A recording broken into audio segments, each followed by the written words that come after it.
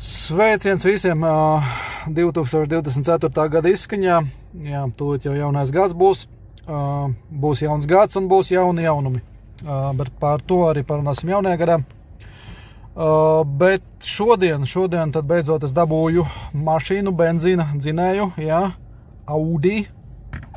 Dabūju Audi, beidzot pieslēgties ar kompi, jo benzīna dzinēju es tik bieži nemaz neredzu.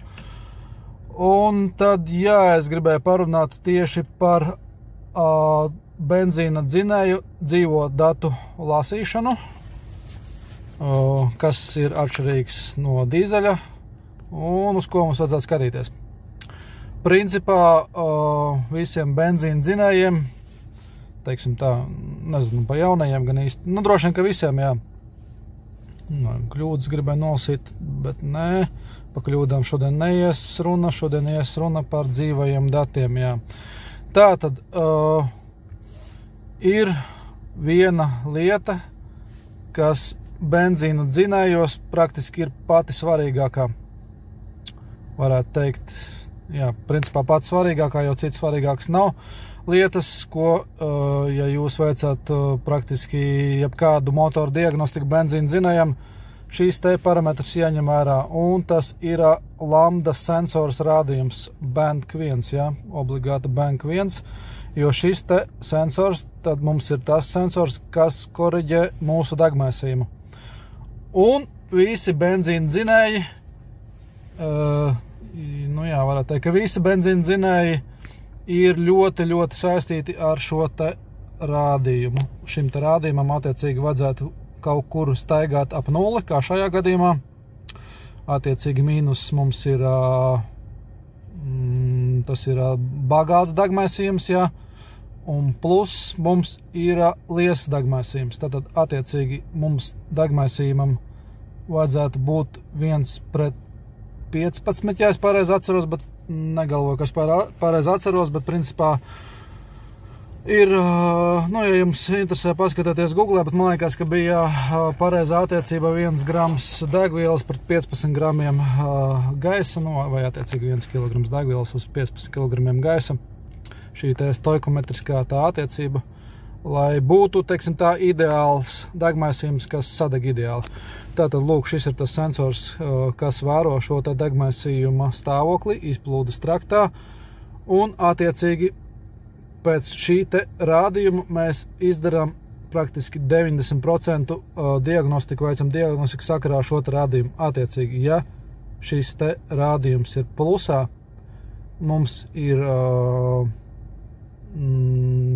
kā viņi sauc, liesas degmaisījums, jā, un lielākoties problēma slēpjas tajā, ka ir kaut kur vākuma noplūde, vai nestrādā pareizi gaisa masas mērītājs, un attiecīgi, ja mums ir ne biezs degmaisījums, bet kā un bija, man slēk jūk,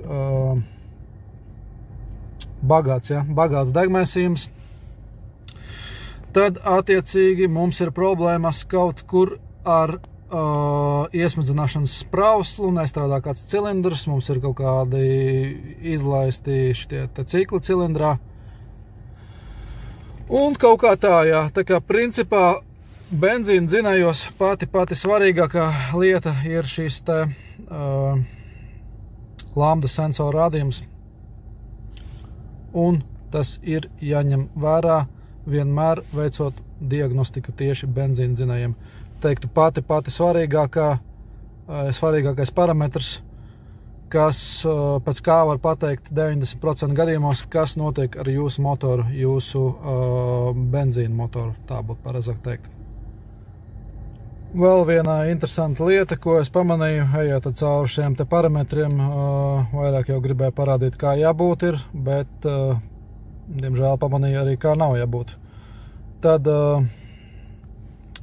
otrais sensors, jā, mums ir bank 1 un bank 2, divi lambda sensori, viens it kā saucās par, kā viņš tur bija, gaisa degvielas attiecības sensors, tas ir pirmais, un otrais mums ir O2 sensors, jeb skābekļa sensors. Un tad attiecīgi skābekļa sensors, jeb bank 2, jā, lambda sensors, Viņš atbilda tikai un vienīgi par katalizatora monitorēšanu, ja, un, lai monitorētu katalizatoru, mums jābūt ir attiecīgi darba temperatūrā, kā redzams, ja, 95 grādi dzinējs ar darba temperatūrā. Un parādās sekojoša problēma, šīs te sensors kopē pirmā sensora līkni, kas ir ļoti slikti, jo, ja katalizators strādātu, šai te līknei vajadzētu būt stabilai, taisnai, un viņai nevajadzētu kopēt pirmo, teiksim tā, lambda sensora līkni, līdz ar ko, tā, kur man grafiks, čik. Līdz ar ko mēs varam secināt, ka, diemžēl, katalizators mums ir miris, ja, tā varētu teikt, ja, redzat.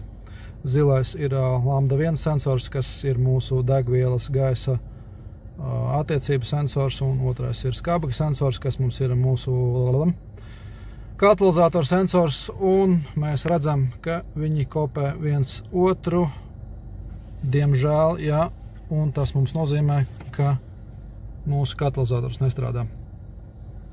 Tad jā, tas ir viens veids, kā jūs varat pārbaudīt katalizatoru. Negribēju īsti jau runāt par tādiem veidiem, kā pārbaudīt katalizatoru, bet, diemžēl sanāca, jā. Un tad, attiecīgi, ja jums ir otrs veids, kā jūs gribat pārbaudīt katalizatoru, tad tas ir ar temperatūras palīdzību, infrasarkano temperatūras mērītāju. Pirms katalizatora temperatūra būs vienmēr zemāka strādājošam katalizatoram nekā aiz katalizatora. Tā kā tā. Jā, ja vēl runājām par parametriem, tad jā, pats svarīgākais šis te parametrs mums ir lambda 1 sensors, kuram jābūt, kā jau teicu, attiecīgi robežās, teiksim tā, no -5 līdz +5, principā pa 0 viņam jāgrozās. Ja tas ir, tad principā ar motoru viss ir kārtībā, un tad pārējie šie te, teiksim tā, dzīvie dati, nezinu, vai viņi ir tik svarīgi. Protams, ka viņi ir svarīgi, bet viņi nespēlē tik milzīgu lomu kā šis te sensors. Tā, ko es vēl tādu interesantu varu pastāstīt. Jā, drosels atvērams, jā, to viss skaidrs, ka viss saprotams. Vēl ne dažos, bet vajadzētu būt parametriem, kur ir norādīts, ka dzinējs atrodas kā tas bija angliski, closed loop vai open loop. Un šis te norāda uz to, kurā brīdī jūs varat veikt dzinēja diagnostiku, jo, ja dzinējs atrodas closed loop, tas nozīmē, ka dzinējs ir uzsilšanas stadijā, un ar viņu nav, principā, nekādas jēgas, nekādas diagnostikas rādījumus veikt, jo dzinējs neizmanto pilnībā visi vēl savus sensorus. Bet, ja dzinējs atrodas open loop, ja, tad dzinējs ir uzsilis, visi sensori atbilstoši rāda tā, kā tiem teorētiski vajadzētu rādīt, un jūs varat veikt pilna klāsta diagnostiku. Tā. Ieplūstošā gaisa temperatūra, jā, kas īpašs, dzinēja, ātrums, apgriezieni, jā, svarīgi šis te rādījums, ja jums ir problēmas ar kloķvarpstas devēju, ja, startējot auto šim te rādījumam vienmēr jārāda kaut ko. Ja šīs te rādījums ir 0 startējot dzinēju, jums ir problēmas ar jūsu kloķvarpstas sensoru. Tas tā garām ejot, vienkārši skatos, kāda tādi interesantāki parametri varētu interesēt. Tā. Dzēses temperatūra, jā, tas tur īsti, es domāju, nav baigi jāstāsta. Misfēra degšana, jā, tas ir benzīna dzinējiem arī salīdzinoši svarīgi, bet līdz ko jums būs kāds latviski misfēra.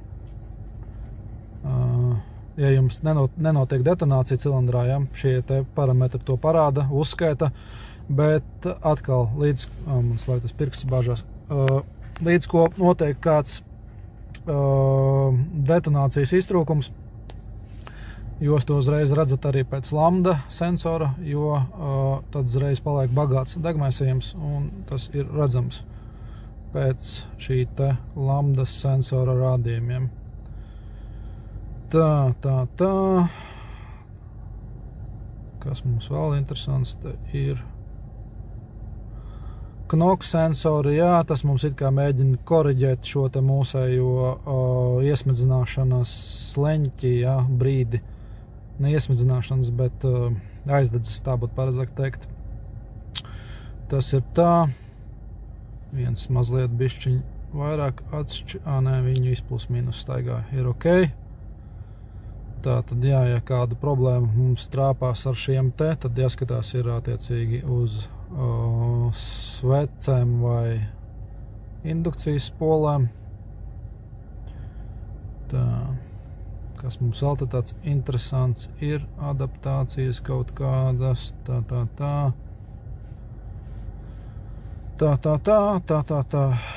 Gaismas mērītājs, jā.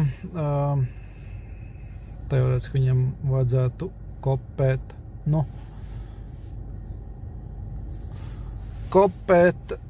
gāzes pedāļu stāvokli, jā, kā redzams, jā. Man tagad slinkums meklēt, kur ir gāzes pedāļu stāvoklis, bet principā, jā, redzat, kā es uzgāzēju. Viss iet augšā, kā es atlaižu pedāli, viss iet lejā, tā kā principā gaismas mērītājs strādā, viņam plus mīnus vajadzētu kopēt tad gāzes pedāli. Par to mums ir skaidrs. Tā, kas vēl te ir? Apsilde. Tā būs apsilde sensoriem lambdas. Tā.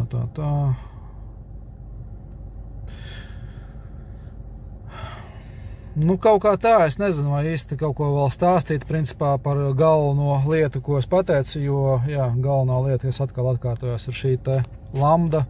Ļoti, ļoti svarīgs parametrs benzīna dzinējiem, praktiski visa diagnostika ir pakārtota šiem te lambdas sensoru rādījumiem. Priekšējā lambdas sensoru rādījumiem, jā.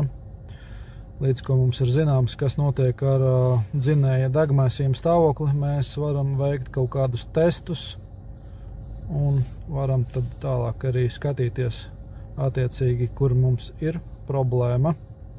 Ja mēs zinām, protams, kurā virzienā iet. Bet, jā, kaut kā tā īsts ieskatiņš, kāds ir galvenais parametrs benzīna dzinējiem. Ja jums patikās video, iekomentējiet kaut ko nepatikās. Arī iekomentējiet. Jā. Un kaut kā tā, jā. Tiekamies tad jaunajā gadā. Lai jums ir priecīgs šis te aizējušais 24. gads un vēlu jums sasniegt visu to pašu labāko jaunajā 2025. gadā. Davai, čau, atā!